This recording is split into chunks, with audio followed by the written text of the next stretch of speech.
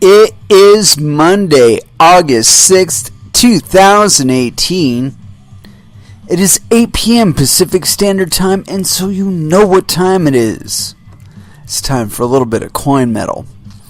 And it was a very educational, get your ass kicked at Jiu-Jitsu Monday. We covered a lot of stuff from side control escapes. A lot of toe over the kneecap, kind of split it open, step it, and kind of push it. I'm not being very accurate in describing it, I know. It was good. I finally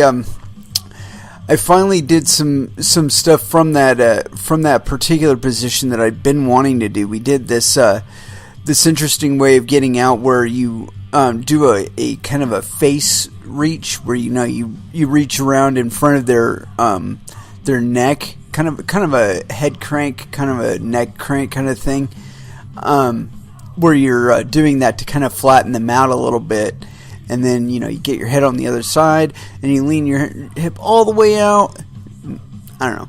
It's not exactly my best way to escape, and half the time I was ending up just in mount. I was getting my drilling partner just straight into full mount. They weren't able to hold on to the leg in a like a quarter guard kind of thing. And one of my partners today tried really hard to hold on to it, and then I did the technique as it was being taught and got out of it anyway. But yeah, so it was interesting. We didn't do a lot of sparring, but the sparring that we did do, I felt very, very good with. My form was very, very tight. My composure was really high, and I needed it. The gentleman that I was paired up with is very good, and but I did manage to get out of the half guard a few more times than he did, but that's whatever. I know that if he were really trying, that I would have had a lot more difficulty with him, because he's a very strong, very competent, very technical player. So there's always that feeling that kind of creeps up on you, where it's like everything is starting to feel solid and whatnot, and you kind of forget that people are cooperating so you can get through the movement.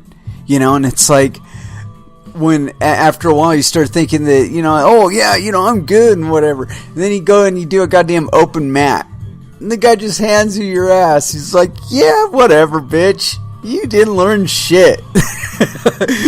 You got to do some more reps, man. You're still going to get your ass kicked by me.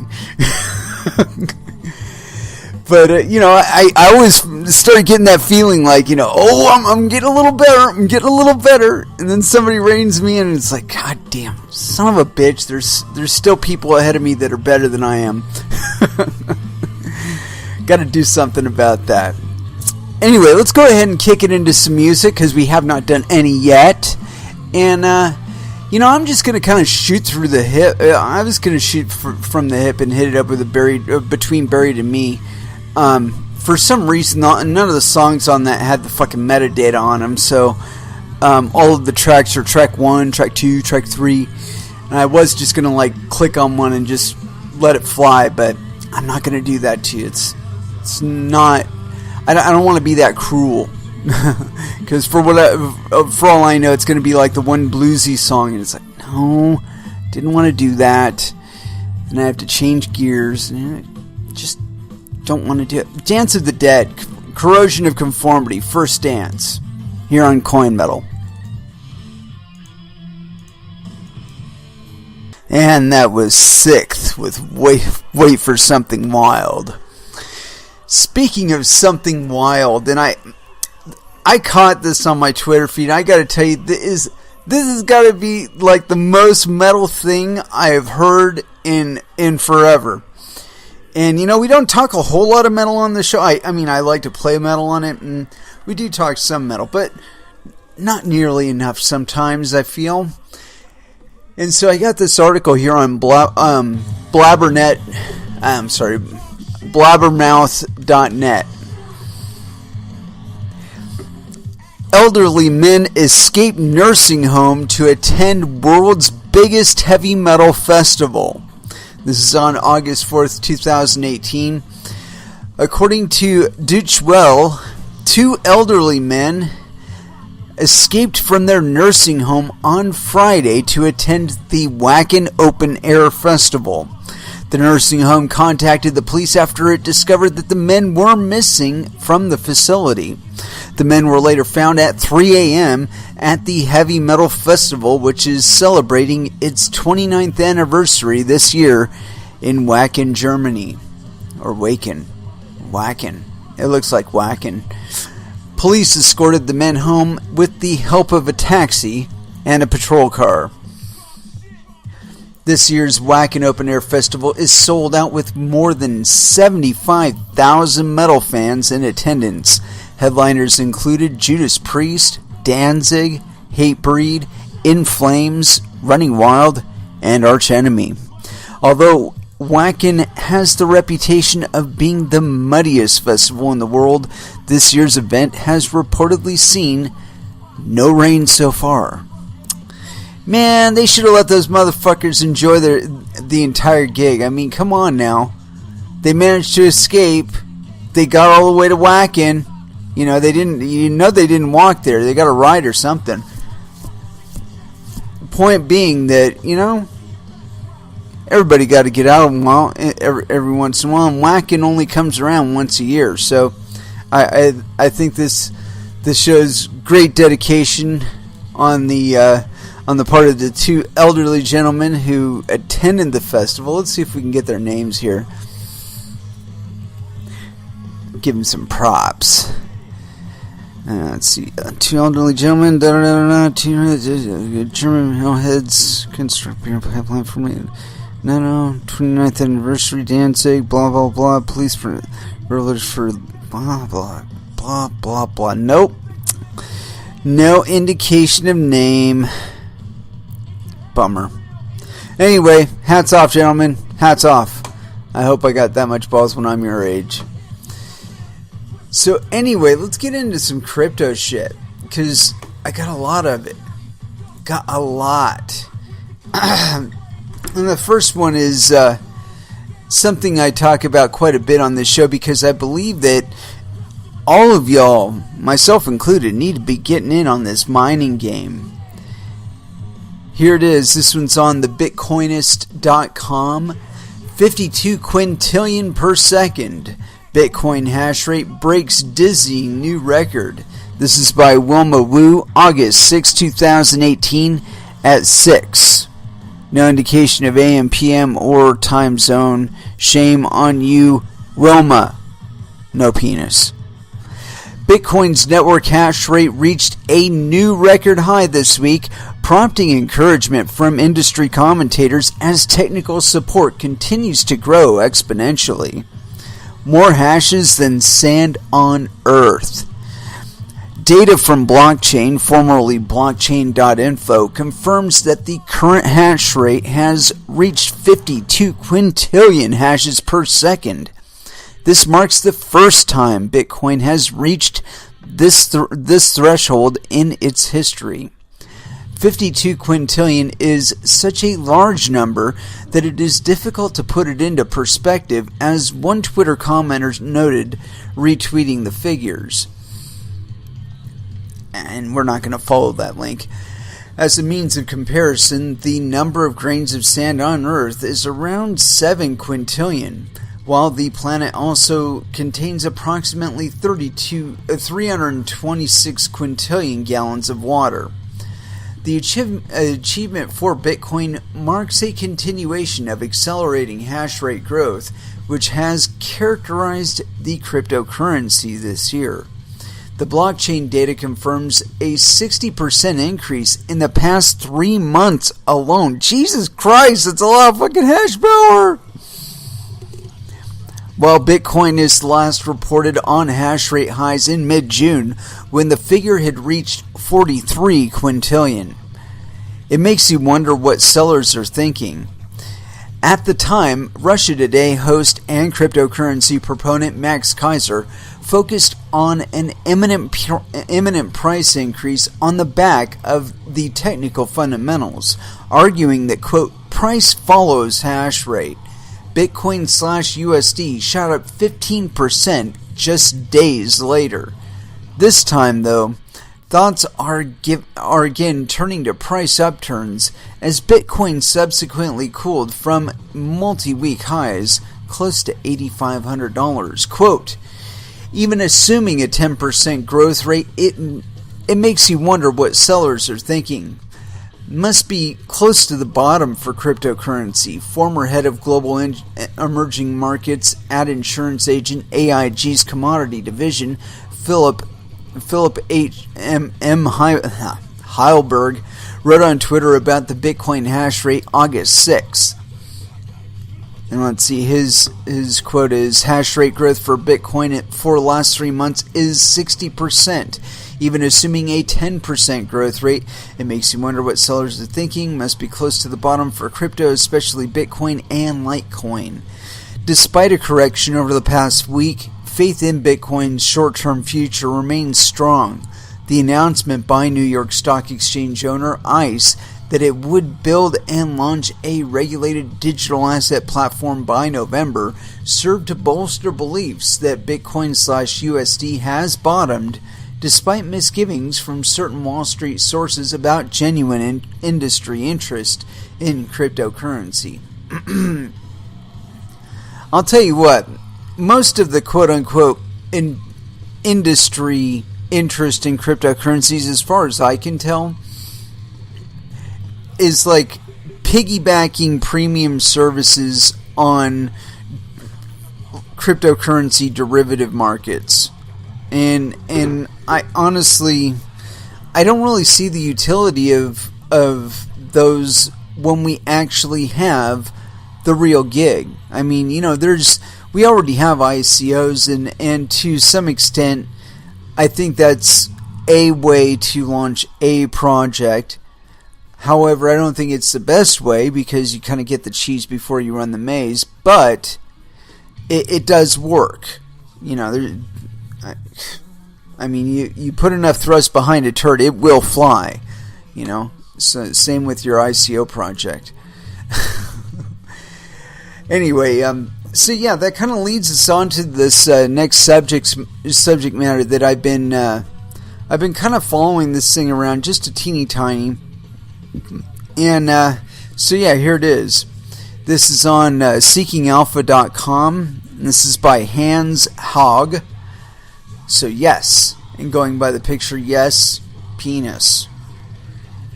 This is a game changer for Bitcoin. This is written on August 5th, 2018 at 12:03 a.m. Eastern Time. Thank you, Hans. The story. And he gives a summary, but I'm not going to cover it. The story. I don't normally write about the news because normally I feel that's either overhyped, quote, clickbait, already covered, or it really doesn't matter in the long run. This morning, I read something that stopped me in my tracks, and I couldn't let it rest.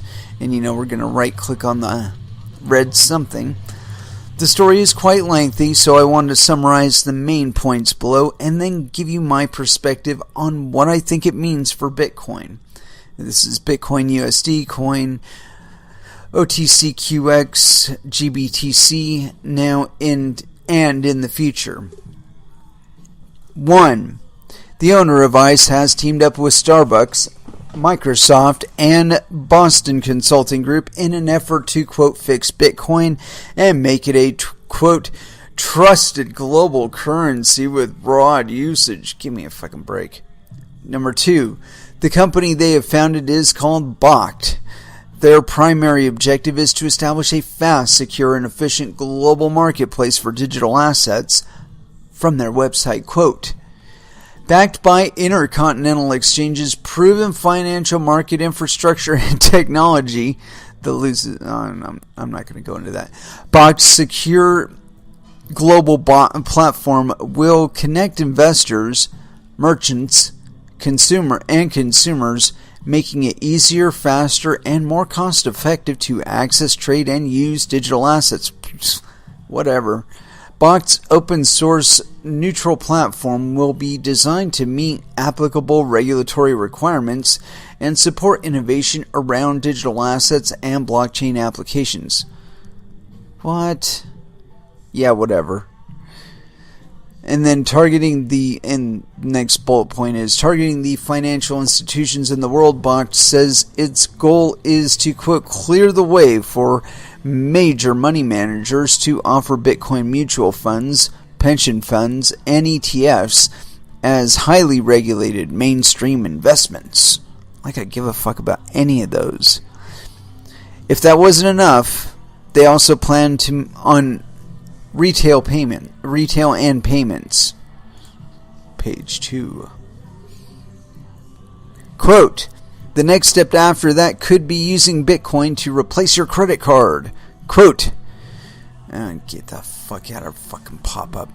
Bakkt is designed to serve as a scalable on-ramp for industrial, merchant, and consumer participation in digital assets by promoting greater efficiency, security, and utility, said Kelly Loeffler, ICE's head of digital assets, who will serve as CEO of Bakkt, in the press release announcing the launch.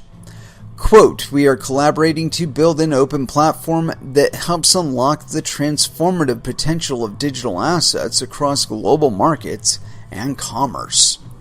Whatever. Like we needed any help doing that. Using Bitcoin to streamline and disrupt the world of retail payments by moving consumers from swiping credit cards to scanning their Bitcoin apps, the market opportunity is gigantic. Consumers worldwide are paying lofty credit card or online shopping fees on $25 trillion a year in annual purchases. CNBC is already reporting that Starbucks will allow customers to pay for frappuccinos with Bitcoin, although it doesn't really work out that way.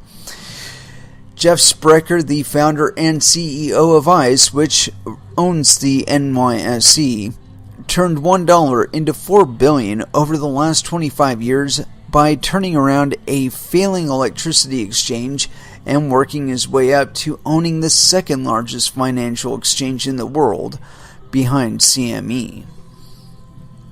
Bakkt was Sprecher's idea, but his wife, Kelly Loeffler, who's currently an executive at ICE, will be the CEO of the new company. Whatever. ICE has been planning Bakkt for some time, and they now admit that their stake in Coinbase was strategic in nature. Quote, to study how digital currencies work, ICE in early 2015 took a minority stake in the largest US-based marketplace for digital currencies, Coinbase. Coinbase has twice as many customers as Charles Schwab, says Loeffler. Many of the people who have opened accounts on Coinbase are millennials who use it to make small investments in cryptocurrencies. Yeah, whatever. No, they use it as an on-ramp to make investments in cryptocurrencies. But it's only because it's easy. There are better options. Or other options, rather. I don't know that there are better options. I'm sure there probably are, though. Goddamn pop-ups. Fuck you, pop-ups. According to the article, hedge funds own 80% of digital currencies. What? That's not true. Quote, cryptocurrencies today serve primarily as a vehicle for speculation by daredevil traders and by the hedge funds that own, quote, 80% of the roughly $300 billion in digital currencies worldwide. That's bullshit. Most of that is like privately owned. Trust me. In order to enable clearing and storage, Bakkt will build an integral solution. Will build! They haven't even fucking built it yet! This is an ICO, dude! Integral solution that will warehouse digital assets like Bitcoin in cold storage, where they will be using it as collateral for loans for war and oil exploration, where the private keys are disconnected from the internet. ICE currently has 6 warehousing and clearing facilities that are vertically integrated with ICE futures. Using this experience, Bakkt will provide the first regulated exchange that also has clearing and storage as part of the package deal. Bakkt's revenue will come from trading fees and the fees from Bitcoin storage. Why do you have to pay people with guns to guard my Bitcoin? Is that what you're saying? Why don't I just keep it myself? Yeah, fuck you. Next one. Pending approval, Bakkt will launch, quote, one-day futures settled in actual Bitcoin, not cash. Dude, these people are going to go broke. Like, quick. Like, very, very fast. Because they're going to be buying Bitcoin at market rate at one point or another, and they're going to get their ass ate. Quote, the broker-dealer would click on a posted price at any time during the trading day on behalf of a money manager client. By the market close, the ICE clearinghouse would have arranged to route the cash from the buyer's to the seller's bank account, and the Bitcoin tokens would be Bitcoin tokens. Notice Bitcoin tokens. Tokens. IOUs.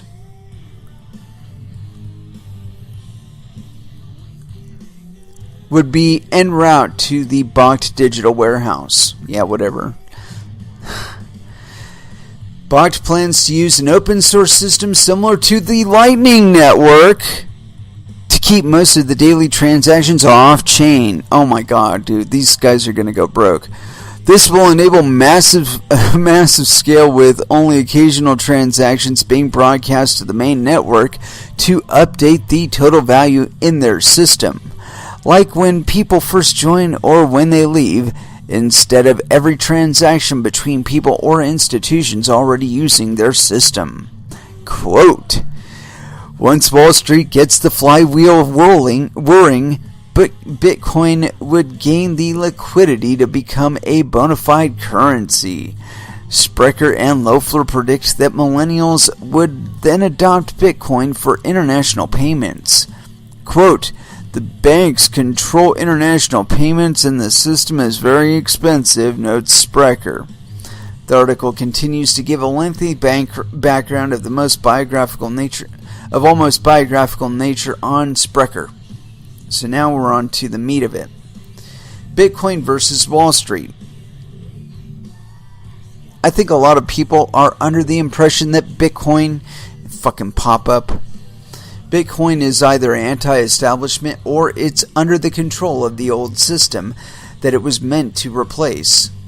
They seem to think that it's a winner-take-all type of game with zero sum at the end. And that's not true at all. I'm going to suggest that this is incorrect. Please allow me to explain why. No need, Hans. We already know it's incorrect. Bitcoin is like an onion. In my opinion, Bitcoin as it exists today will start to become known as the, quote, base layer.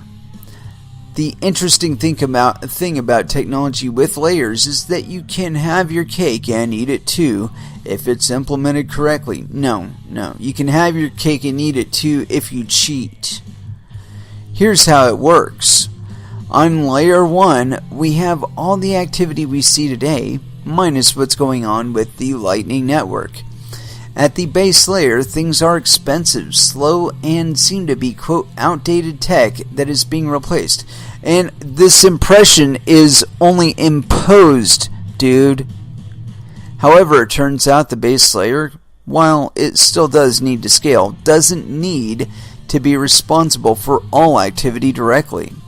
This is because it is possible to build on top of Bitcoin without doing everything directly on-chain on the base layer. Think about it like this. You could go to Coinbase and decide to check the price of Bitcoin. Would you expect the actual web price that you're viewing is stored and loaded up from the blockchain itself? What about if you bought some Bitcoin from Coinbase? Do you think that was a Bitcoin transaction? Well, spoiler alert, all that happened off-chain. The only time you would create an actual transaction on the base layer is when you sent Bitcoin to Coinbase, or when you withdrew it to another site or your own personal wallet, cold storage, etc. You see, we're already using systems that touch the blockchain only as necessary, and the Lightning Network, and from the sounds of it, what Bakkt is building on, are only an extension of this. No. What they're working on is a way to force you to use that as the means of transacting your Bitcoin all the fucking time. That's what they're talking about doing. And ganking you for fucking fees all along the way. I.e., no fucking better than Visa. In contrast to the Lightning Network, which is a trustless and decentralized network. No, it's not. Network layer on top of Bitcoin, the one being built by Bakkt, will be fully under their control, which is necessary. See that? No. See, dude, this is where you're wrong, Hans. Lightning Network is also under somebody's control, i.e., you could say Lightning Labs, or perhaps Blockstream, both, whatever. But it is centralized and it is under control. So, continuing on. Which is necessary for regulatory requirements, yes, we already say that, and restricted by KYC AML. What this means is that you can have both. Yes, it's possible to have open trustless networks as well as closed systems and fucking pop up with trusted third parties. No, it isn't. Well, it is, but why would I want to? This means that no matter what Bakkt builds, I'll always be able to interact with the base layer at any time I want. But it also means that investors and vendors can build on top of Bitcoin and create compliant systems that will appeal to investors, merchants, and traders. No, that's not true at all. They'll appeal less to using things on chain because ultimately using things on chain will be cheaper. You can't build trustless open systems on top of closed trusted systems, but you can build closed trusted systems on top of an open and trustless system. And that's what we're seeing happen right now. This is a very exciting moment. Oh yeah, watching the fucking chains and the fucking fences being put up is such a very exciting moment, especially when it's all just going to be a big waste of fucking money. This is a very exciting moment, and I hope you take this time to reflect on what this means for the future of our financial institutions and global commerce. Change is coming. Yeah, they're all going to go broke. What it means for you. Bitcoin today is a system maintained mostly by volunteers, but it's becoming the backbone of a new global financial system. Will Bitcoin be the ultimate global reserve currency? Well, we don't know. Perhaps in the future something better will come along that can serve this same or better purpose, but for now it's pretty clear to me where the momentum is. Yeah, away from this bullshit. We live in a world that's being disrupted by new technology that's displacing middlemen, but that does not mean that there will be no central power structures in the new world. It just means that things are changing. Some large players are being displaced, true, but it may just be other large players who are displacing them, like what Bakkt might end up doing to MasterCard.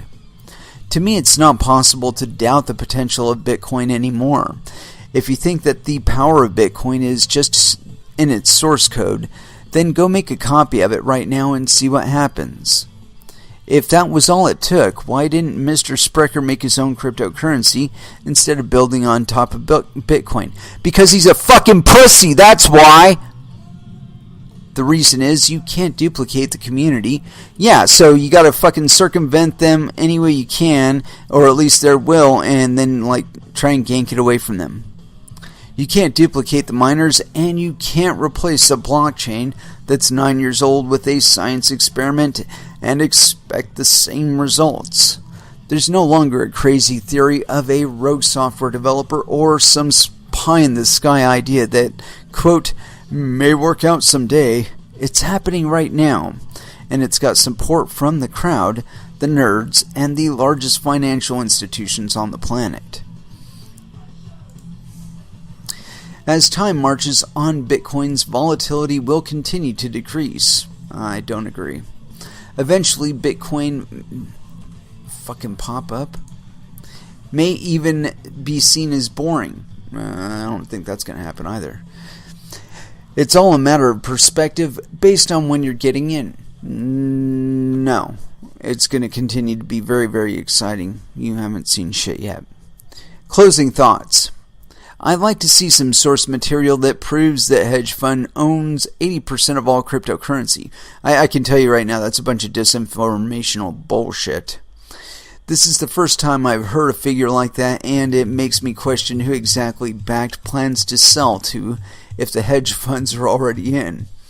If you happen to have information about this, please post it in the comments section below. Bakkt could be a game changer for Bitcoin, which could speed up adoption by many months, even years. It will be interesting to see how the regulators react, since all of their plans will rely upon their approval. Given what's happened with the Bitcoin ETF so far, this may prove to be a bigger challenge than anticipated. However, it's also possible that they have been working behind the scenes and know things we don't. I guess we'll just have to keep an eye on them and see how this develops. If Bakkt can deliver on a fraction of their promises, this article will be the best one I've seen in the last year for Bitcoin. I'm not advocating that you go all in on Bitcoin, but I think this is a shot over the bow that if you're watching the market already, you might want to start paying closer attention. Have you heard of crypto blue chips? I'm launching a marketplace in September called I don't give a fuck about your shit. Anyway, so yeah, dude, I think this guy's perspective is slightly tainted. I mean, we're going to read more into this Bakkt thing because I think we've heard this kind of stuff before. I can think of one right off the bat was Paycoin. Sounded just like that. Oh, we're going to create this seamless interface between fiat and crypto, and we're going to do all this wonderful thing, and it's going to be $20 a coin. No, it's not. The market just said, no, it's not. You're going to put up $20 a coin? Okay, fine. Give it to me now. I'm going to cash out now. And I think it's really funny that so many of these people think that their associations with deep entrenched interest pockets makes them so much better than the rest of us. See, I find it very, very disappointing, really, because it's like I'm looking at this monkey and his wife, and they're standing on, I guess, the floor of the New York Stock Exchange. I don't even know why that thing exists anymore. Point being that I'm looking at them, and they got all this shit behind them.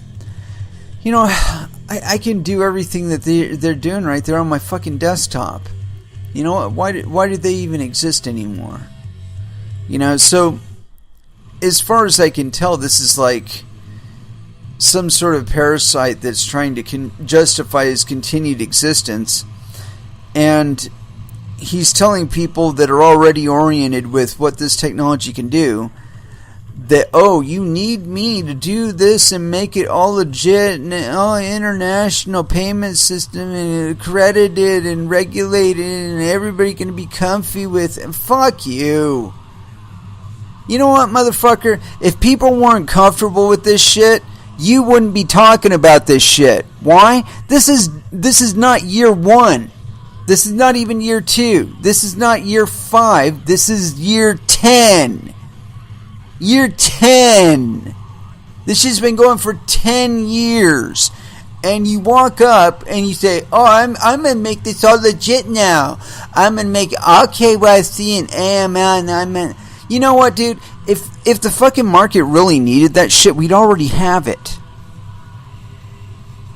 If the market really wanted that shit, there would be no OTC markets. There wouldn't be any fucking OTC trading at all. because everybody would be in such a big rush to sign up with a fully AML KYC compliant fuck you. Give me a fucking break. Fuck, dude, Open Bazaar wouldn't exist. They're all over my fucking Twitter feed. Give me a break. You know what I mean? It's like, I love it. You know, it's like they spray paint the bars on their fucking prison cells, and then they're like pointing at it going, come on into the prison cell, just walk on in there, it's nice and it's comfy and it's regulated, and you can just don't worry, it's a prison cell. I mean, I know this is a Supermax prison, and we're gonna need picture ID, and we're gonna need your email and your physical address and your blood type, and maybe even a sperm sample or an ovum or something like that. You know, but just go ahead and climb on into the prison cell. I painted it nice and pretty colors for you even. See, look. Give me a fucking break, dude. That's all you got to offer is a fucking prison cell. You got people flying free around you, all day long, and doing what they're doing trustlessly, globally, all around you. And you want to like point to him, come on into the cell, man. The cell, it's padded even, dude. Look, it's padded. There's nice cushions in there, and you can just, you know, just trade in there. You know, you don't need to be free. You don't need to have wings. Fuck that. Fuck wings. That's responsible. You have to be responsible for your own wings. If you and you know, why do you want to handle that much responsibility, man? That freedom. It's just a burden of responsibility. You're responsible for your own funds. No, man. Come on into the prison cell that I have right here for you to trade in. Give me a fucking break. Yeah, I'm gonna get more into this box thing today because I think I need to poke more holes into it. I'm sure there are plenty of places that are nice and tender, just like that little pork chop and his wife. Anyway, let's go ahead and throw into some music again. And what exactly to put in? There's a song in the back of my mind. Here we go. Read Between the Lies by Slayer, here on CoinMetal.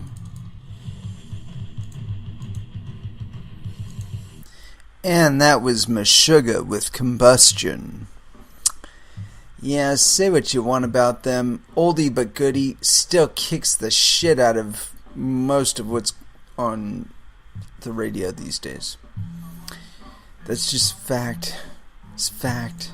Just accept it. So, we're going to dive a little bit further into this back to shit. Because, well, you know, it's the new shiny thing that people are talking about. And so, you know, we got to, you know. And hold on one moment. I got to correct this guy. And yes, it is a fucking game. You can...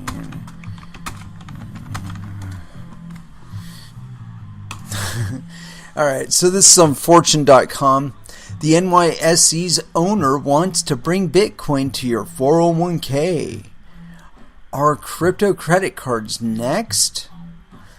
Backed by Microsoft and Starbucks, Intercontinental Exchange is launching a startup called Bakkt to make the cryptocurrency safe for your retirement fund and maybe for retail too. God, give me a fucking break. Anyway, this is by Sean Tully.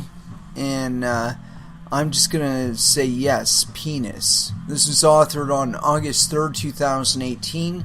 Continuing on. Bitcoin could be on the verge of breaking through as a mainstream currency. At least that's the goal of a startup that is soon to be launched by one of the most powerful players on Wall Street, with backing from some of America's leading companies. Like that means anything.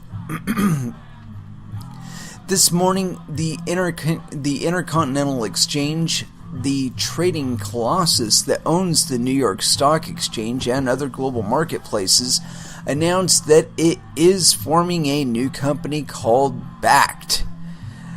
The new venture, which is expected to launch in November, will offer a federally regulated market for Bitcoin. With the creation of Bakkt, or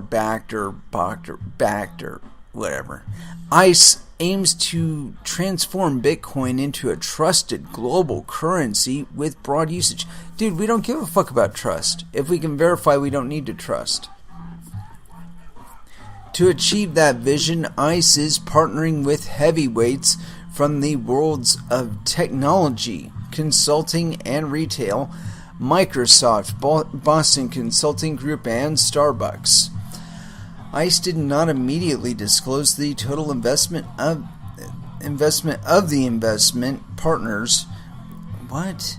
Disclose the total investment of the investment partners, a group which also includes Fortress Investment Group, Eagle 7, and Susquehanna International Group, or the ownership stakes.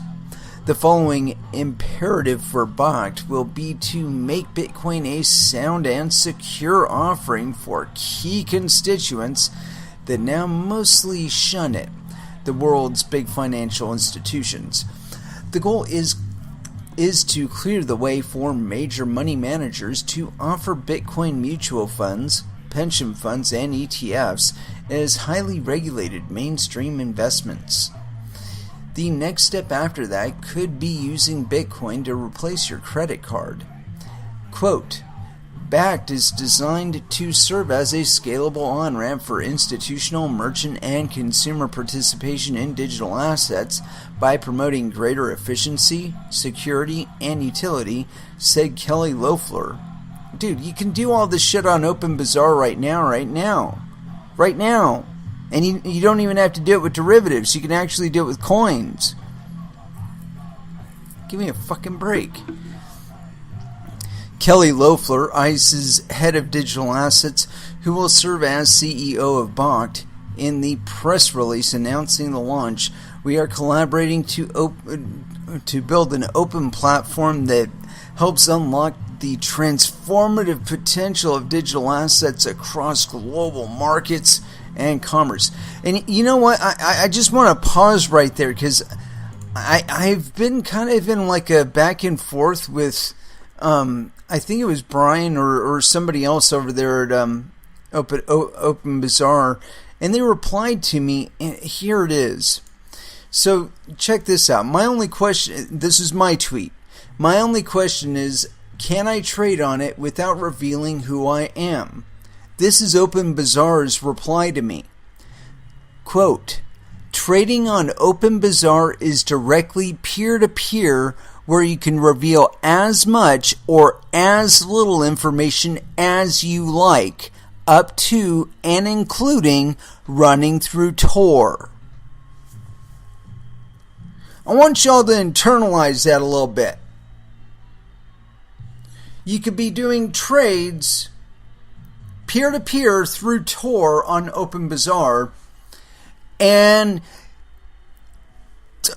these people want to believe that they are going to be able to survive in that kind of market with that as a competitor. And okay, big whoop-de-doo, the institutional investors might throw money at you. But at the very first question as to what your reserves are, what your actual cold storage is, at the very first question of it, you are completely fucked. Yes, I robbed that from Ron White. Fucked! Yeah. Anyway, continuing on. Let's see. Next step. Credit card backed. In an exclusive interview, Loeffler pronounced Loeffler. There we go.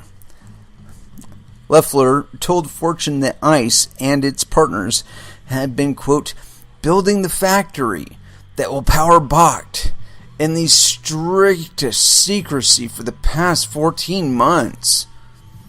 The name of the company was only decided in the past 2 weeks. Loeffler explains that Bakkt is a play on backed, as in asset-backed securities, and it's meant to evoke a highly trusted investment. Yeah, it's meant to give you the impression, not the reality, the impression of a highly trusted investment. If the Bakkt blueprint works as planned, that's a big if, a panoply of new Bitcoin funds would tap the pent-up demand for the cryptocurrency, making it a safe and easy choice for everyday investors, notably millennials who are already up to their asses in this shit. What are you talking about? Give me a fucking break. Wall Street could then tap Bitcoin's popularity as an alternative to stocks and bonds to generate giant trading volumes.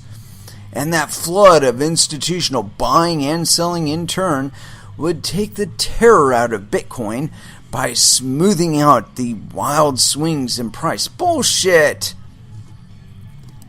Yeah, smooth it out by stealing the fucking arbitrage from you, stealing the swing from you.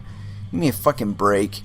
Here's the thing. I don't give a fuck how big this Bakkt thing or Bakkt or whatever thing gets. It's not as big as the global market for Bitcoin. Sorry, dude. You're just not bigger than the rest of the fucking planet. Sorry. It's just not possible. Continuing on, the volatility of the cryptocurrency has both attracted individual speculators and scared off institutional money. Yeah, like, bullshit. In the fall of 2017, the price of Bitcoin spiked from $6,400 to nearly $20,000. It has since fallen back to $7,700. Cracking the 401k and IRA market for cryptocurrency would be a huge win for Bakkt, but the startup's plans raise the prospect of an even more ambitious goal, using Bitcoin to streamline and disrupt the world of retail payments by moving consumers from swiping cards to scanning their Bitcoin apps. Dude,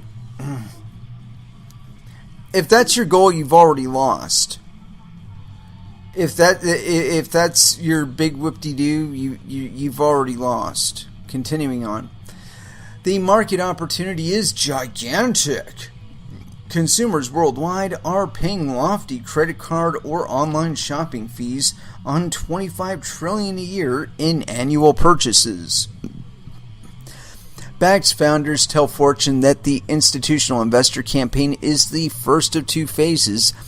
They're a little coy about the second phase, but the presence of Starbucks and Microsoft strongly suggests that Bakkt will strive to revolutionize the way consumers pay at the mall and online. You're not bringing any fucking revolution that ain't already been here for the last, since 2013. Sorry. The coffee giant is already a leading player in encouraging customers to pay with their smartphones rather than credit cards. And Microsoft, through its Azure cloud business, serves as a huge base of retailers handling back-office tasks from invoice processing to e-commerce.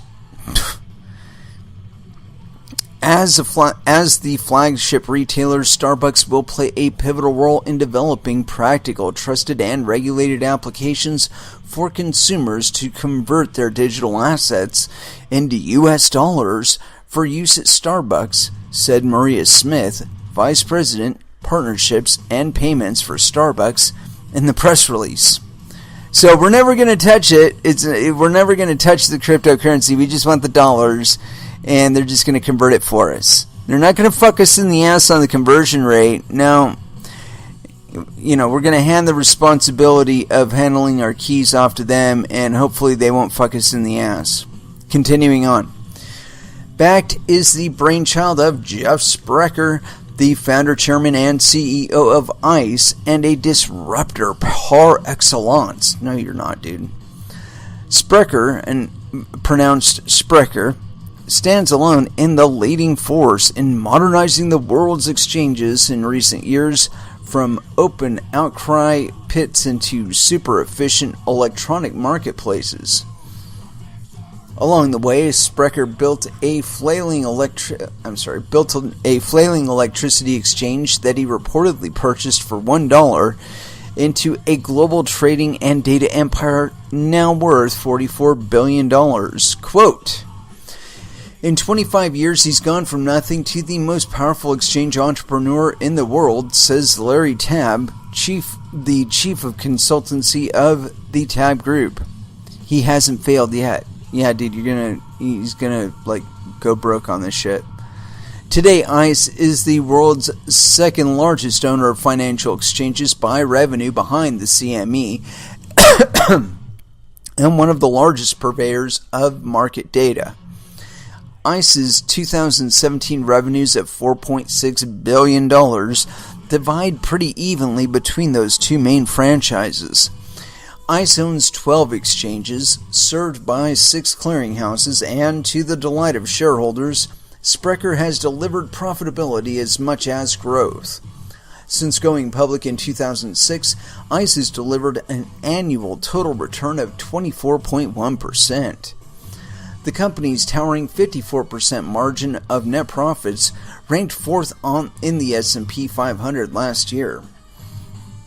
Even in the heavily fragmented galaxy of stock and bond trading, ICE has established a Brobdingnagian footprint. Okay, whatever. The NYSE is by far the world's largest stock market, trading 1.5 billion shares per day, or nearly 1 in 4 of all equity transactions. ICE also owns NYSE American, the leading platform for mid-cap companies, as well as ARCA, the world's largest marketplace for ETFs. ICE is the world leader in almost all categories for futures for, quote, soft agricultural commodities such as sugar, coffee, and cotton, chiefly through its 2007 acquisition of the New York Board of Trade.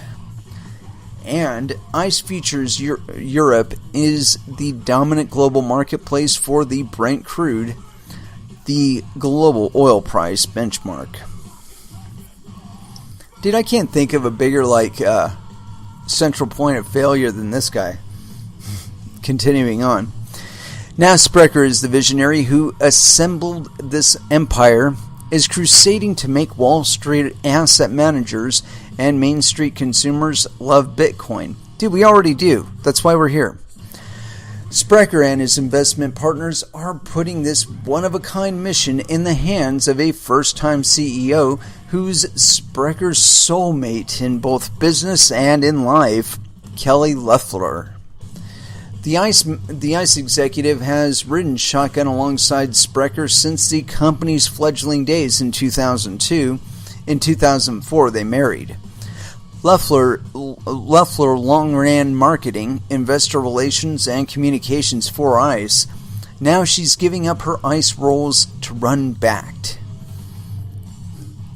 Over the past 2 months, Sprecher and Loeffler sat for hours of exclusive interviews with Fortune. Above all, they emphasized how Bakkt, in part by exploiting ICE's trading infrastructure, could provide precisely the tools Bitcoin needs to achieve broad acceptance. Yeah, whatever. At a recent meeting with the couple in the plush bond room at the NYSE, Sprecher stressed that Loeffler has been a collaborator in charting ICE's next big move. Kelly and I brainstormed for 5 years to find a strategy for digital currencies, said Sprecher. Dude, you need another 5. At first glance, the pair present an unusual twosome. At over 6 feet in her high heels, Loeffler, 47, stands much taller to her 63-year-old husband. But their bond is quickly apparent. A passion for gig ideas that need lots of tinkering to succeed. Quote, I'm an engineer who likes to fix things that are broken, says Sprecher, who repairs his vintage Porsche race cars on weekends. And Bitcoin was the epitome of a broken model that, if fixed, could change the world. Dude, the only thing that's broken about Bitcoin is the fucking block size. It needs to be 64 megabytes. If we had 64 megabyte blocks, there's no fucking currency on planet Earth that could touch it. So fuck you. Adds Leffler. Jeff and I get excited about big things that for most people seem to have no answer. If they succeed with Bakkt, it could be the biggest development in the churning, hazardous frontier of cryptocurrencies since a mysterious programmer or programmers under the pseudonym Satoshi Nakamoto unveiled Bitcoin in 2009. Sprecher's plan for bringing crypto to the masses runs contrary to what Bitcoin supporters typically champion. The purists favor Bitcoin's, quote, distributed architecture and adamantly oppose putting a big exchange at the center of both the Bitcoin investment and payment systems. I oppose that too. Quote, a regulated exchange with a custodian in the middle contradicts the basic idea of Bitcoin, says Abhishek Punia, a cryptocurrency analyst with venture capital from Draper Associates. Quote, Bitcoin was designed to be decentralized without intermediaries taking fees. A regulated exchange may be popular for a short period of time, but it's not the future. The future will be the original idea of a peer-to-peer network. The future's already here. The Sprecher and Leffler disagree, arguing that a strong central infrastructure is precisely what needed. Dude, we haven't needed it for the last 10 years. Suck a dick. And that ICE and its partners are the ones to supply it. The challenge is getting banks, asset managers, and endowments to embrace Bitcoin. I don't give a fuck if they do. Quote, being from the exchange world, we looked at the problem differently, said Leffler. Yeah, of course. It's because you're a creature of that habitat, and so that's how you see the rest of the fucking world, like it is that habitat. The big institutions are ICE's main customers, and Sprecher and Leffler understood their thinking about cryptocurrencies. No, I don't think you do. They reckoned that Bitcoin could thrive as a mainstream investment because the big money managers recognized that 10 of millions of their current and future investors want to own it. If it can be packaged as mutual funds and ETFs. No. I wanted them in my wallet, not in an ETF or a mutual fund. Quote, the institutions saw that Bitcoin had lots of appeal as a store of value like gold or silver, says Leffler. Yeah, they were hoping to buy a whole bunch of Bitcoin and then tie up a big-ass Lightning Network channel with it and make a shit ton of money off of the fees. That's their whole plan, man. Come on. To study how digital currencies work, ICE in early 2015 took a minority stake in the largest US-based marketplace for digital currencies, Coinbase. Quote, Coinbase has twice as many customers as Charles Schwab, says Leffler.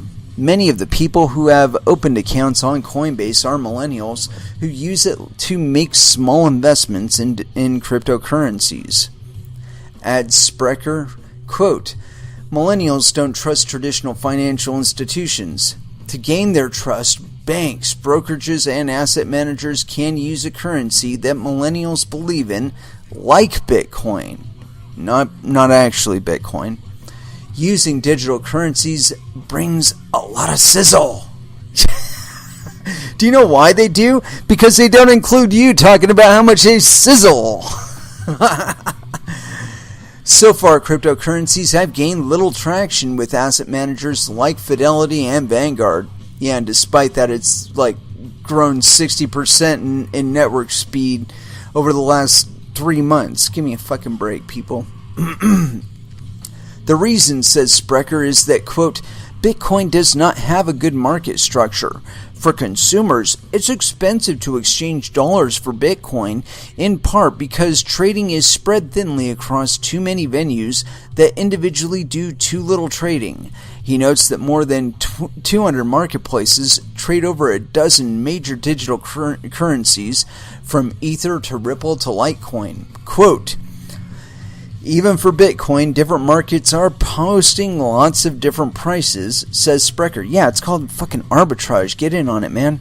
Quote, and you can pay up to 6% spread in exchange for dollars for Bitcoin, meaning Bitcoin needs to rise by as much as 6% before you break even. Yeah, show me a spot on the chart where that's been a real problem, dude. You must have bought it like 19,000.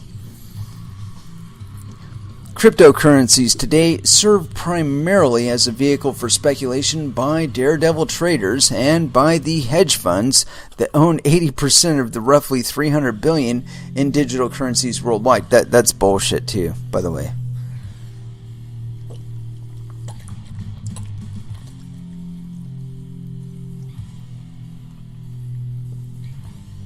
Sorry, I had to rehydrate there. In addition, the freewheeling Bitcoin ethos clashes with the ultra-cautious post-financial crisis mindset on Wall Street that emphasizes safeguarding the investor at all costs. Quote, people at the big institutions have the view that cryptocurrencies can be unsavory actors procured by illicit means. Who gives a fuck? Do their transactions clear. That's what's important. Not to mention that some on Wall Street still view cryptocurrencies as being run by, quote, kids, whose motivation can be summarized as, let's screw the banks and do it all ourselves. That's damn skippy, because we don't fucking need you. Continuing. But Sprecher and Loeffler concluded that fragmented marketplaces and alien culture weren't the real reasons the institutions avoided Bitcoin. No, the real reason they avoid Bitcoin is because they don't control the miners. And because they don't control the miners, they can't lie, cheat, and steal without anybody knowing. Continuing on. In their view, a broad universe of fans wanted to invest in Bitcoin or other digital tokens, but couldn't find the right products. The solution: a new ecosystem that provided Bitcoin the same protections afforded the stocks, bonds, and commodities futures traded on ICE's exchanges.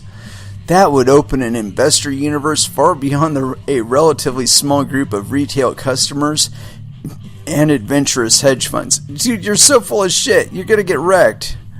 Gonna get fucking wrecked. So why aren't the Vanguards and BlackRocks taking a, quote, serve them and they shall come approach? For Sprecher and Loeffler, the reason is fundamental and fixable. Quote, two things are missing, says Sprecher: trading on an official exchange and safe storage for digital currencies on an institutional scale. Put simply, Sprecher says the big money managers won't create digital currency funds unless they can first buy the tokens on a federally regulated exchange, and second, store the tokens for their investors in accounts rendered super secure by the safeguards provided by those exchanges. Yeah, whatever. Today, the tokens for cryptocurrencies such as Bitcoin and Ether aren't traded at all on the major futures or securities exchanges. Official exchanges are overseen by the Commodities Futures Trading Commission for futures and the Securities and Exchange Commission, SEC, for securities. The venues where folks exchange dollars or euros for digital currencies, including the biggest ones such as Coinbase and Gemini, are often called, quote, exchanges, but they are actually marketplaces that are licensed under state laws. And yeah, as a matter of fact, I saw a tweet that Coinbase is going back to Wyoming. I don't know why. These platforms fall under three main regulatory regimes. First, Coinbase and many other marketplaces are licensed in the individual states as, quote, money transmitters. Second, Gemini, the platform founded by Cameron and Tyler Winklevoss, is licensed in its home state of New York as a trust company, and that designation is its passport to operate in a number of other states. The third category are markets called SEFs. More on them in a bit. The reason why these trading platforms aren't governed by either of the two federal watchdogs, SEC or CFTC, relates to how the two bodies classify cryptocurrencies. The SEC, which oversees stocks, bonds, and other securities, has said that the two biggest cryptocurrencies, Bitcoin and Ether, are not securities. The SEC is taking a wait-and-see approach to the others. So far, none of the current marketplaces have secured the SEC impromptu as regulated securities exchanges for digital tokens. Who gives a fuck? While Bitcoin isn't considered a security, it is deemed to be a commodity by the CFTC. It's the job of the CFTC to regulate commodities, futures, and options on those futures, a vast portfolio comprising contracts for everything from crude oil to soybeans to gold. As it is a commodity, Bitcoin... No, it's not a commodity. They've just defined it as a commodity. Bitcoin futures could only trade on a CFTC-regulated futures exchange, not true, called a designated contract market. Similar to other currency trading marketplaces, a venue that simply exchanges dollars or euros for Bitcoin on a, quote, spot basis do not need to be regulated by the CFTC.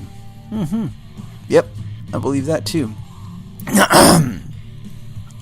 Today, the Chicago Board Options Exchange and the Chicago Mercantile Exchange both trade futures on future contracts on Bitcoin. The contracts aren't settled by delivering the actual coins. They're settled in cash based on the movement of the price of Bitcoin.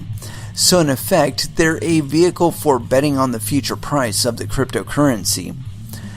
Bitcoin's designation as a commodity opens a rich opportunity for ICE.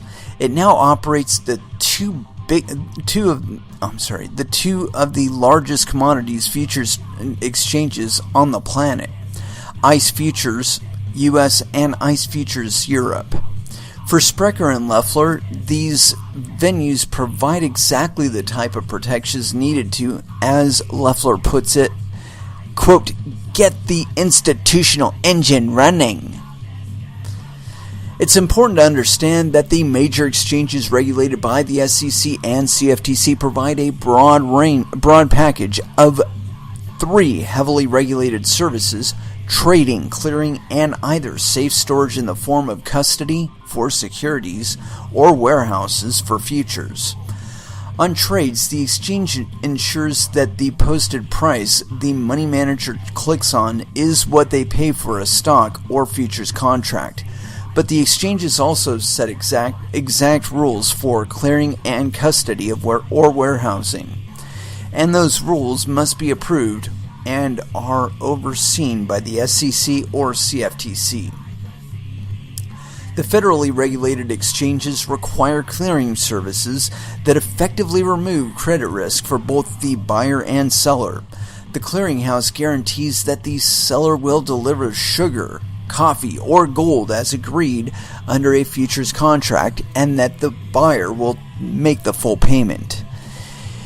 If either fails to perform, it's the clearinghouse, which is jointly funded by the trading firms that are members of the exchange and its owner, in this case ICE, that makes good on the delivery or the cash. As for safe storage, it comes in two flavors: custody for stocks and bonds, and warehousing for futures. SEC-regulated exchanges like the NYSE require that a mutual fund or pension fund hold their stock or bond certificates in super safe accounts at such independent custody houses as State Street or BNY Mellon. For futures, ICE and the other CFTC-regulated exchanges mandate that coffee, gold, or silver that a party has agreed to purchase be stored in a licensed warehouse or other storage facility when the contract expires and the commodity is due for delivery. In effect, the buyer, whether a money manager like Vanguard or a user such as Cargill, can, quote, pick up the gold bars or bales of cotton at the warehouse. If the items aren't there for pickup, or if the seller doesn't pay, once again, it's the clearinghouse that covers the losses, assumes the counterparty risk. Yes, there we go. Bakkt would provide the first fully integrated package combining a major federally regulated exchange as well as with the clearing and storage overseen by the exchange. ICE owns 6 clearinghouses that are vertically integrated with ICE Futures US and its other exchanges. By utilizing a CFTC-regulated futures exchange for cryptocurrencies, Bakkt would provide 2 main layers of security that money managers regard as absolutely essential. Give me a fucking break. The first is purchasing a security or commodity, in this case a digital token, through a regulated broker-dealer that's a member of the ICE Futures Exchange. Dude, why don't they just trade the shit? And whatever. The exchanges stipulate that depositors submit passports and articles of incorporation and identify the source of funds used to purchase the assets. They also search for patterns of illegal activity. If one investor is, say, repeatedly losing money on oil trades to the same counterparty, those trades would raise a red flag because the, quote, loser could be laundering money and getting kickbacks from the buyer. Only broker-dealers and future commission merchants. One thing, you have to consider this. How fucked are markets where that is considered a quote-unquote profitable enterprise? I mean, really, think about that one for a moment. Only broker-dealers and future commission merchants, FCMs, that are fully vetted by the regulated exchanges are allowed to trade on those venues as, quote, members of the ICE Futures US. On SEC and CFTC regulated exchanges, the exchange-approved members are trading with one another on behalf of money managers that they, in turn, have fully vetted. Granted, the same protections, investors could be absolutely sure they're not buying Bitcoin from warlords who hacked a hedge fund to pilfer the tokens. That is just so fucking likely, dude, let me tell you. If they're doing proper cold storage, there's no way you can't hack them. Continuing. The second essential is furnishing regulated storage for digital currencies. Oh, and to that point about a hedge fund getting their shit pilfered, the answer to that is to hold your own fucking tokens and coins. Then you don't have to worry about your fucking hedge fund getting hacked. You only have to worry about you getting hacked, which is probably a lot easier to manage for you than it is for a fucking hedge fund. Continuing. The second essential is furnishing regulated storage for digital currencies. Yeah, it's called a fucking paper wallet, asshole. Quote, a qualified warehouse is the difference between institutional investors getting in or staying out, says Leffler. Dude, 25 cents for a sheet of fucking paper with a public address and a private address on it. So it's far more secure than this fucking asshole can make your money. So why are you going to use them? Continuing on. Bakkt's approach is furnishing what amounts to super safe lockboxes resembling the vaults that hold gold bars for investors.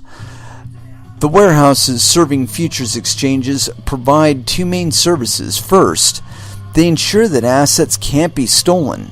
In Bitcoin's case, that would mean safeguarding the tokens in digital lockboxes protected by multiple layers of cybersecurity.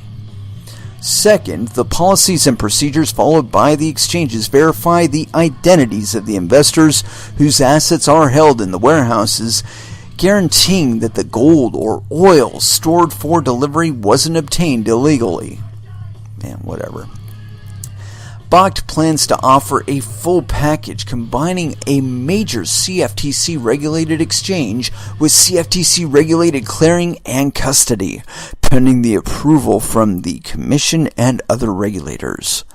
Bakkt will provide access to a new Bitcoin trading platform on the ICE Futures US exchange, and it will also offer full warehousing services, a business that ICE doesn't have. Quote, Bakkt's revenue will come from two sources, says Leffler, the trading fees on the ICE Futures US exchange and warehouse fees paid by the customers that buy Bitcoin and store with Bakkt. Bakkt will provide the biggest marketplace to date, but it won't be the first or only CFTC-regulated platform trading Bitcoin tokens. Dodd-Frank legislation created marketplaces called swap execution facilities, or SEFs, that are overseen by the CFTC. This is the third category of markets we mentioned earlier. LedgerX, for example, owns a SEF that uses swap contracts to trade fiat currencies for Bitcoin called, quote, Next Day Bitcoin. It also provides custody services regulated by the CFTC. Gemini and Coinbase also provide custody services. The SCFs are far less established and have far smaller base of institutional customers than the big exchanges such as ICE Futures US, but they are potential competitors in years ahead. Here's how Bakkt's exchange for trading Bitcoin tokens, if approved, would operate. It would trade Bitcoin using what are known as, quote, one-day futures, contracts that would take the same amount of time to settle as trades in the current cash market, meaning a single day. The broker-dealer would click on a posted price at any time during the trading day on behalf of a money manager client. By the market close, the ICE clearinghouse would have arranged to route the cash from the buyers to the seller's bank account, and the Bitcoin tokens would be en route to the Bakkt digital warehouse. The clients entrusting their Bitcoin to Bakkt could be either institutions managing Bitcoin mutual funds or companies making cross-border payments in Bitcoin. So how do these clients spend their Bitcoin? Control of private keys allow Bitcoin to be spent. Those keys are randomly generated string of numbers and letters that resemble digital signatures. Most Bitcoin owners store their keys on PCs or servers or in accounts at unregulated marketplaces. But private keys on those devices are vulnerable to hacking. Yeah, whatever. When I hear about a major issue with regard to that, then, I'll start worrying about that shit. Continuing on, let's see here. Where are we at? Continuing on. Bakkt would solve the problem by storing, quote, private keys offline in its heavily guarded digital warehouse. Heavily guarded digital warehouse.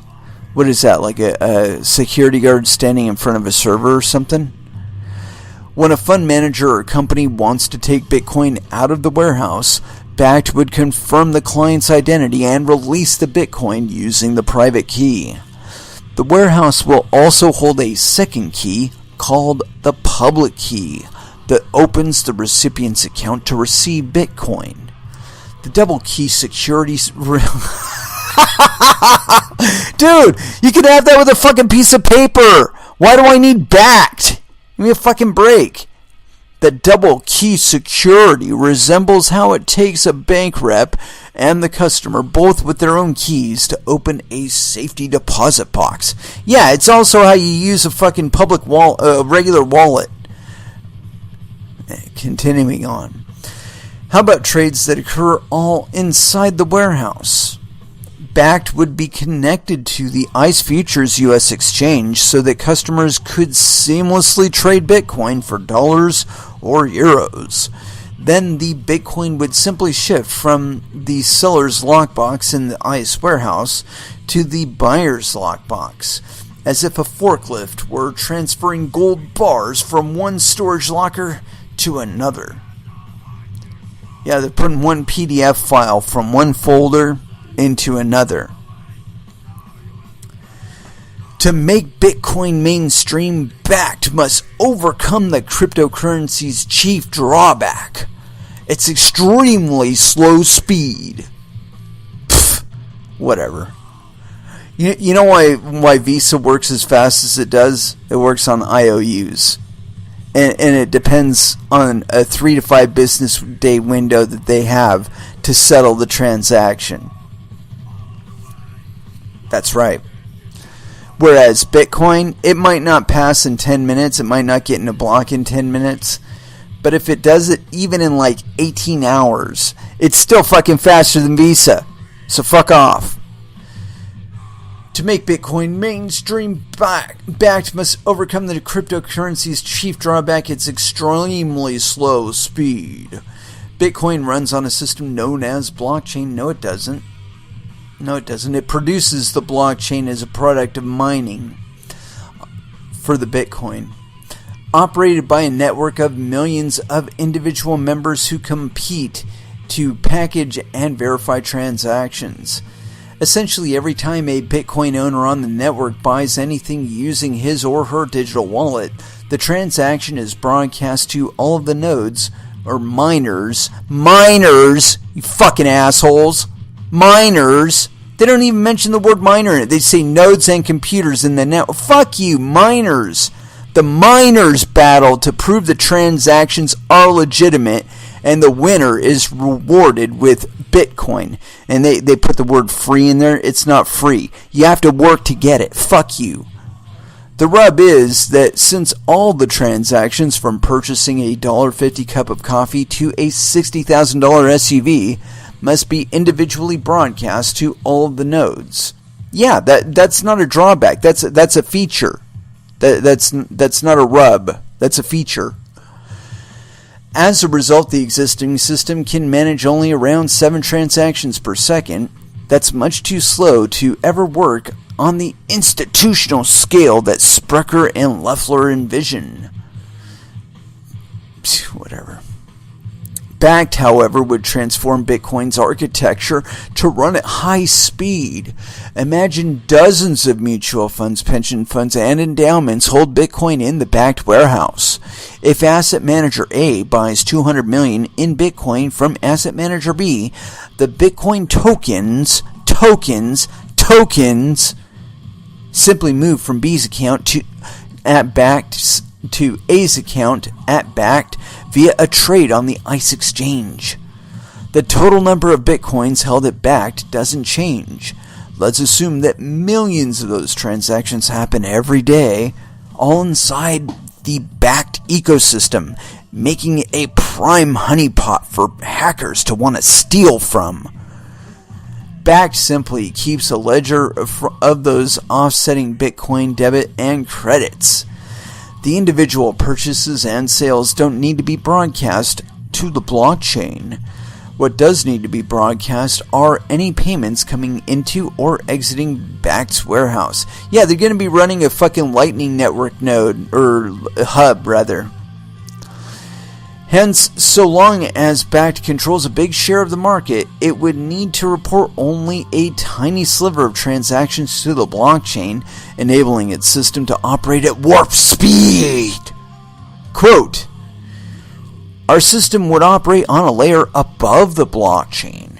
Yeah, completely trusted in their bullshit universe. Continuing on. And we'd keep our own omnibus ledger apart from the blockchain, explains Leffler. The Bakkt design isn't revolutionary. It closely resembles a technology called the Lightning Network, and that's already in use. In the Lightning Network, the same two participants, say an appliance maker and a parts supplier, engage in multiple Bitcoin transactions. As long as the parties are using a fixed number of Bitcoins to buy, sell from one another, and store for that purpose, the transactions aren't reported to the blockchain and zap back and forth within the same ecosystem. Yeah, whatever. Once Wall Street gets the flywheel whirring, Bitcoin would gain the liquidity to become a bona fide currency. Yeah, you know what? These people are jerking themselves off. This is a fucking big-ass white paper, and I'm going to bail on this business because it's basically kind of like a white paper, but just like an opinion piece.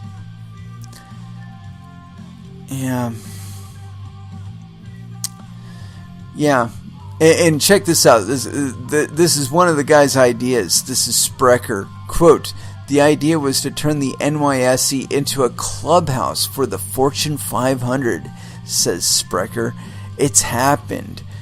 On one 2-day stretch in early June, for example, no fewer than 10 companies held events at the NYSE. Yeah, it's a fucking clubhouse for the ultra mega rich, and they want in on your shit. Yeah, I'm gonna talk a little bit more about this on the other side of it, but I do want to get into a little bit of music, because it's been a while. We chewed on that fucking white paper forever. But yeah, I don't think Bakkt is gonna do jack shit. I'll just be honest with you. I think that the fees are gonna go back up, and people aren't gonna switch over to Lightning. They're just gonna switch out of Bitcoin. They're gonna go to Bitcoin Cash, Ethereum, Litecoin, Verge, Monero, whatever the fuck, Doge, and transact their monetary value that way. And the people that need to use Bitcoin, want to use Bitcoin, will continue to use Bitcoin to do what they want to do with it. But they're not. I don't think they're going to involve Bakkt. I mean, because really, I'm not going to involve Bakkt. I don't need Bakkt. I don't need them for shit. So why do I want to invite them into my transactions? And I mean, you know what? If some big ass and institutional investors want to throw money around using Bakkt, okay, enjoy yourselves, have a good time. But I can guarantee you right now that basically this guy's just going to leech off your dough, and you're going to end up being very, very lonely in there. Because I don't see the millennials latching on to your Bakkt business bullshit. I just don't. Not even with the Lightning Network and their hunger for that. See, I think that these guys are lining up like they're going to have all these participants in Lightning Network, or they were hoping to, rather. And just a bait and switch kind of thing, where they really get serious about prosecuting people for this non-compliance with regard to having a money transmitter license or any of that other bullshit to run a Lightning node. And they're going to kick a lot of those little fuckers off of the Lightning Network and replace them with this monkey at Bakkt. I swear. You can't even write this shit, man. You can't even... You can't. It's just... Yeah.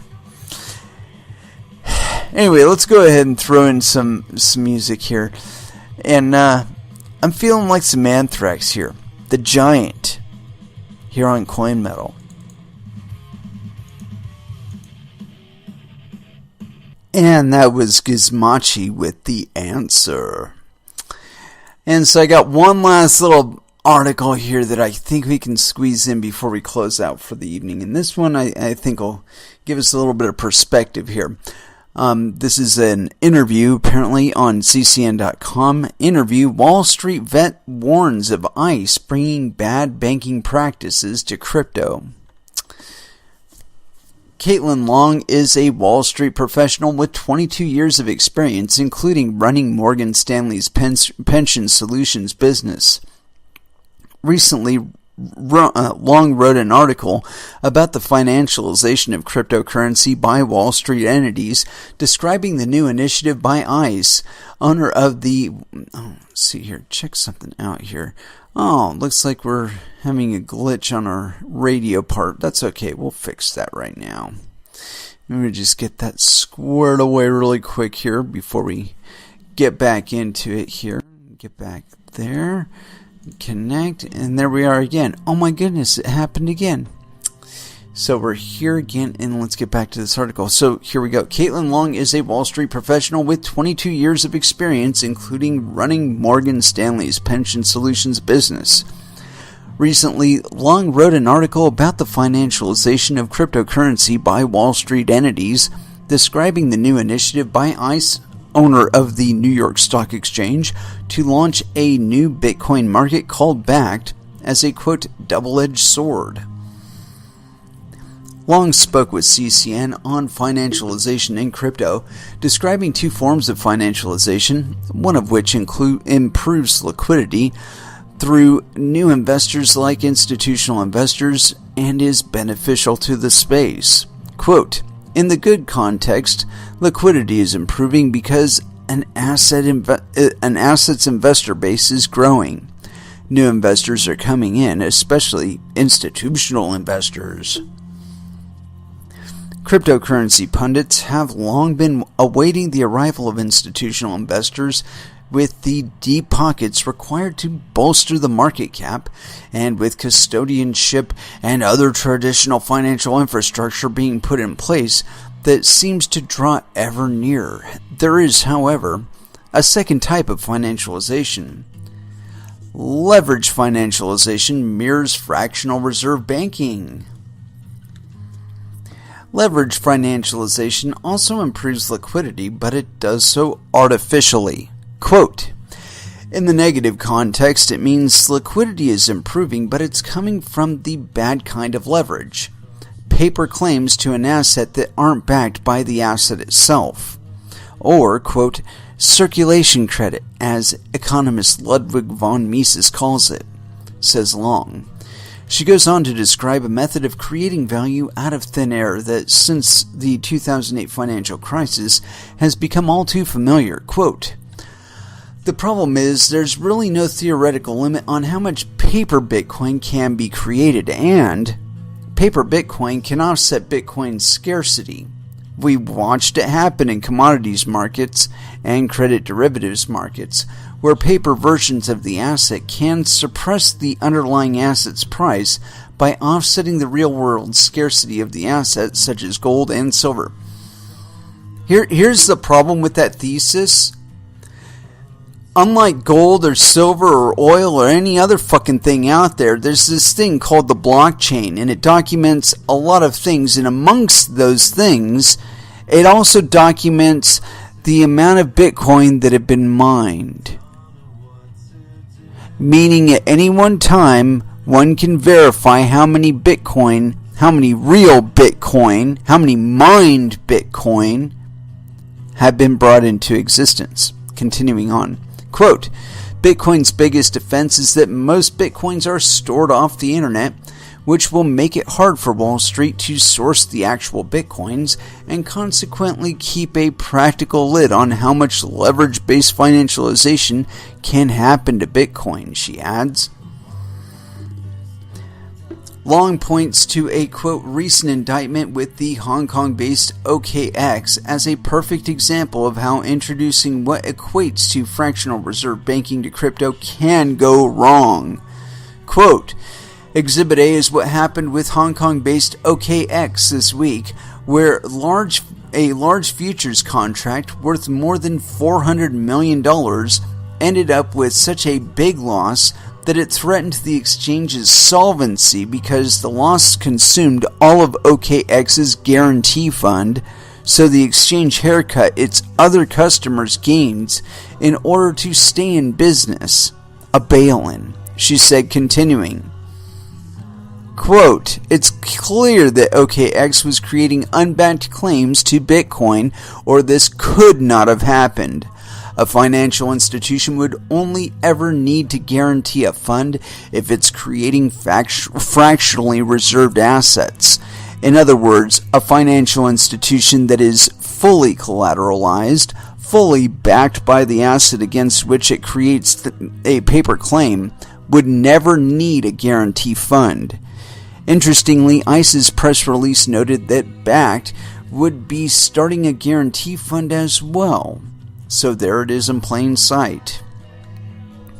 The Wall Street exec went on to point out that fractional reserve banking doesn't only occur where the Federal Reserve creates money from nothing, explaining how most of the credit created since the 1980s has been created in securities markets, not in the traditional banking system. Securities market credit in the form of paper to assets, usually piled on top of other paper claims to assets, just as banking system credit is. Quote, and this is what I worry will happen to Bitcoin. Paper claims piled upon paper claims piled upon paper claims to the actual Bitcoin. CEO doesn't understand Bitcoin. I agree. Long fears that ICE, the owner of the New York Stock Exchange, will be a key player in the financialization of Bitcoin and other cryptocurrencies, and that the results will not be pretty. ICE will be launching a physically backed Bitcoin futures contract, as well as a full-featured Bitcoin market. She didn't mince words when it came to the statements made by the ICE CEO, Jeffrey Sprecher, stating that he doesn't have a good understanding of the cryptocurrency. Quote, it was odd for the CEO to talk about bringing trust and transparency to Bitcoin when Bitcoin doesn't need either because it already achieved both. Long went on to explain that through the Bakkt startup, ICE would try to create liquidity by building exchanges for financial instruments and then collect fees and lend out client collateral in securities lending/repo markets. Quote, clearinghouses rehypothecate, lend out client collateral multiple times, forming long collateral chains in which multiple parties report that they own the very same single asset. This is one of the ways securities markets engage in a form of fractional reserve banking, and you can't detect it by reading a clearinghouse's financial statements because repo accounting allows every party to report that they own the asset, but there's only one asset.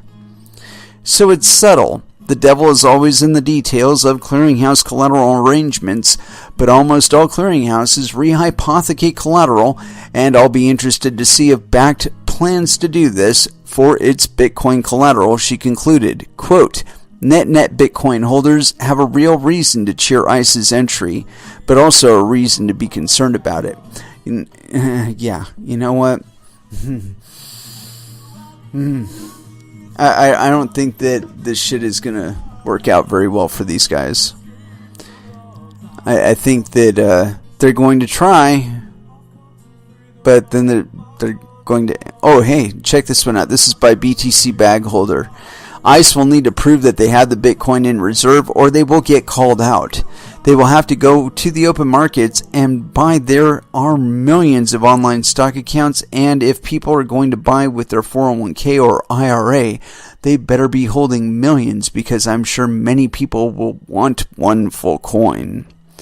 Except their settlement agreement will allow cash settlement, no Bitcoin required for this scam whatsoever. Damn Skippy, man. I think this thing is a scam.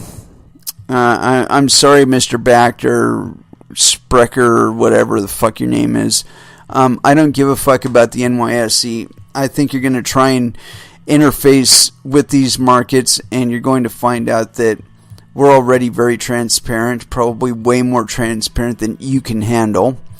And we're going to catch you with your pants down. That's all there is to it. Anyway, with that, I would like to close out this episode. We will be back again on Wednesday at 8 p.m. Pacific Standard Time. And so until then, I want y'all to trade safe. Do your homework. Watch out for your own bunghole, because nobody's going to do it for you. Not even Mr. Sprecher, owner of the NYSE. Thank you very, very much for listening. I certainly do appreciate the support. And as far as our last dance, I haven't actually picked one out, but I'm working on that right now. Let's go for it. A little bit of clutch for you here. A shogun named Marcus. Thank you again for listening. You can find me on Twitter. I'll do my best to get this episode up on the YouTube channel as quickly as possible. So until Wednesday, y'all have an excellent evening. Good night.